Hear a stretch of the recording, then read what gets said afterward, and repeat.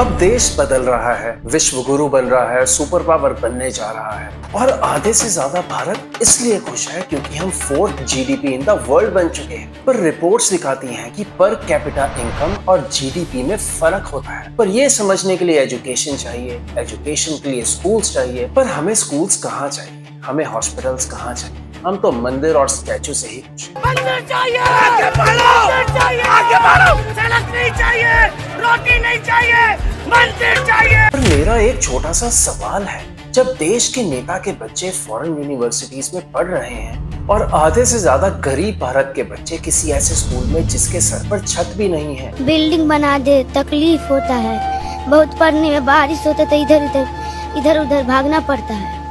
तो ये super power किसका हुआ? अब 2018 में हमारी सरकार के थ्रू अनाउंस किया गया स्टैचू ऑफ यूनिटी, जिसकी लागत थी 3000 crore. Central Vista estimated 20,000 crore. 3000 crore का स्टैचू ऑफ यूनिटी तो बनवा दिया, पर रिपोर्ट्स के अकॉर्डिंगली स्टैचू ऑफ यूनिटी के 50 किलोमीटर के रेडियस के अंदर कई स्कूल हैं जिनके सर पर छत भी नहीं। बच्चे मिट्टी में बैठकर पेड़ के नीचे पढ़ रहे हैं और कई जगह तो एक टीचर 5 से 10 क्लासेस को पढ़ा रहा है। अब अमेरिका, यूके, यूरोप, किसी भी देश के पॉलिटिशियंस के बच्चे उनके खुद के प्रेस्टिजियस स्कूल्स में पढ़ते। अब इन पॉलिटिशियंस का कहना है कि भारत विश्व गुरु बन रहा है, तो सवाल ये है कि इनके बच्चे विश्व गुरु देश में क्यों नहीं पढ़ते, क्यों बाहर जाते हैं पढ़ने के? और जो यहाँ का यूथ है उसे क्या मिलता है? देशभक्ति दिखाओ, धर्म बचाओ, झंडा लेके निकल जाओ और schools, hospitals, jobs, public budget में ये चीजें हैं ही नहीं। इनके बारे में बाद में देखेंगे क्या फर्क पड़ता है। और अब बात करी जाए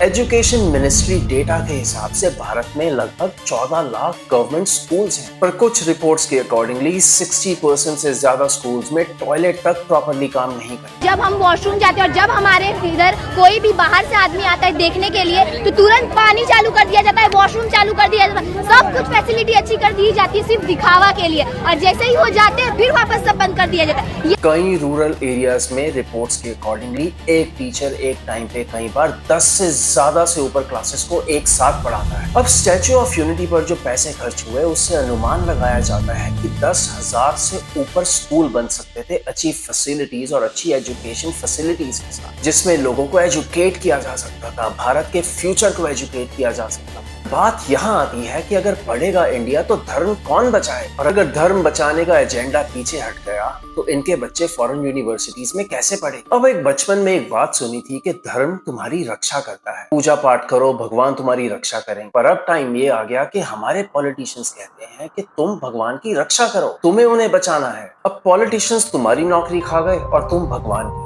अब मेरा आपसे एक सवाल है, मान लो तुम्हारे पास एक गाड़ी है जिसका इंजन खराब है। अब तुम्हारे पास पैसे हैं, तुम उन पैसों का इंजन ठीक नहीं कराते पर अपनी गाड़ी में अलॉय व्हील डलवा ले। अब जब इंजन ही खराब होगा तो वो अलॉय व्हील घूमेंगे कैसे? अब भारत के लोगों को अगर एक ऑप्शन दी जाए, इफ यू वांट स्कूल्स और hospitals for your future generation, for your kids, और you want temples, they will choose temples over schools and hospitals because that's what we want, that's what makes us satisfied. अब WHO के standard के हिसाब से एक patient के लिए एक डॉक्टर को काफी माना जाता है, पर भारत की रिपोर्ट्स के हिसाब से एक डॉक्टर 10,000 से ऊपर पेशेंट्स को देखता है। रूरल क्लिनिक्स में कितने दिनों तक डॉक्टर्स विजिट तक नहीं करते। कितनी बार गवर्नमेंट हॉस्पिटल्स में बेड और डॉक्टर्स की कमी की वजह से लोगों की जान जा रही है। लेकिन एक पॉलिटिकल रैली का खर्चा कितने करोड़ों में होता है। बड़े इलेक्शन एड कैंपेन पर भी करोड़ों रुपए खर्च किए जाते हैं, और मूर्तियों और बड़े प्रोजेक्ट्स पर पैसा सिर्फ इसलिए खर्चा जाता है ताकि आपको डिस्ट्रैक्ट किया जाए, और तुम डिस्ट्रैक्ट हो रहे हो। अब एक बात तो कंफर्म है कि भारत में धर्म नहीं,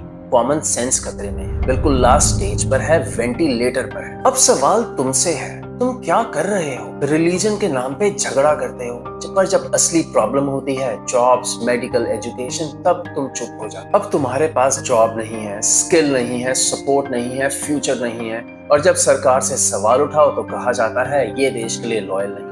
अब समझने वाली बात यह है कि ये सब डिस्ट्रैक्शन है। अब भूखे लोगों को रिलीजन का इंजेक्शन, जॉबलेस को आर्मी का मोटिवेशन, और कई लोगों को इमोशन का प्रमोशन। अब हर साल पब्लिक मनी, तुम्हारे टैक्स का बड़ा हिस्सा सरकारी मार्केटिंग और प्रोपेगेंडा पर खर्च होता है। अब अगर यही पैसा एजुकेशन और हेल्थ केयर में जाता तो शायद और IIT और एम्स बन सकते थे। क्या हम अपने फ्यूचर के लिए अच्छा कल बना पाएंगे? क्या सोचा है कभी इस बारे में? पानी नहीं आएगा, स्कूल टूट जाएंगे, हॉस्पिटल टूट जाएंगे, पर हम सिर्फ एक शोरूम बन के रह जाएंगे। अब एक बार सोच कर देखो, जब देश के नेताओं के बच्चे ओवरसीज कंट्रीज में पढ़ रहे हैं और तुम्हारा खुद का देश अपने ही बच्चों को पढ़ाने का मौका नहीं दे पा रहा, तो सच में हम क्या बन रहे हैं? अब गुरु ग्रंथ साहिब के कुछ शब्द हैं, एक ओंकार सद्गुरु प्रसाद, जिसका मतलब है कि एक ही भगवान है जो सच्चा है और जिसका अनुग्रह सबको मिलता है। और एक और शब्द है सेवा परमो धर्मा, जिसका मतलब है सच्चा धर्म है दूसरों की सेवा करना, इंसान बनना।